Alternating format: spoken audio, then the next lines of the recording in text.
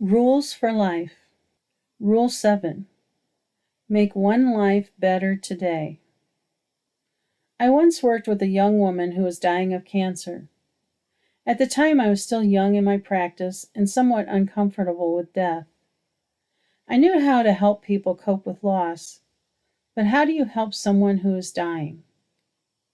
My therapeutic style was problem solving. In this instance, I was confronted with a problem I couldn't solve. And reading all the death and dying books in the world doesn't help when sitting across from someone who is dying. So I just listened to her and cried with her. What I remember most, though, was laughing with her. Even when she was so weak and nauseous from the chemo that she could barely walk, she could still laugh. I learned much from my weekly sessions with her. Later clients benefited from the lessons I gained in working with her. Interestingly enough, I learned that the problem-solving approach of cognitive behavioral therapy is still a useful approach when someone is dying or grieving for other reasons. However, the problem to solve wasn't dying, but how to die. How can a person put the pieces of her life in order and die with integrity? Before she died, she gave me a card that said, "If you have helped one person in your lifetime, your life has meaning." I know she meant that as a thank you to me, but what she didn't know, and I didn't know at the time, was that the card was really about her. Through her death and my greater understanding of dying, so many other people have been helped. I dedicate this rule to her memory so that each person who is touched by this is another person she has helped. How do you go about making one life better? 1. Making one life better does not have to be difficult. It can be as simple as smiling at someone or genuinely thanking someone. Let someone know they did a good job when they help you.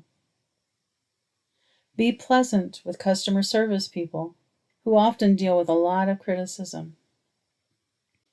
Be generous with your time or money. Listen to someone. Rescue an animal. Visit the sick. There are probably as many ways to make one life better as there are lives. 2. You may not always know at the moment if you helped. Sometimes when you feel the most helpless, you may be the most helpful. As I said earlier, when I worked with a client who was dying, I listened to her. Not because I knew that was the best thing to do, but because I felt helpless. Yet it turned out that listening was the best thing to do. She didn't have anyone else who would just listen, because listening to someone who is dying is painful for the listener. Just being with someone in their pain can be very powerful. 3. You don't need to determine whether your help is meaningful. Many times when people help, they want to know that they made a difference, which is why many people will focus on solving a problem because a positive outcome shows they helped. However, you don't have to solve problems to be helpful. A statement from another client of mine sticks out in my mind. She said, "I always give to the homeless. I don't care whether some of them may take advantage of me. I just care about the one that may need my help." I don't mean that you have to do the same as her.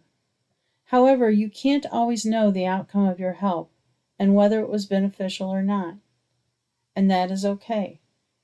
The most important thing is that you made the effort.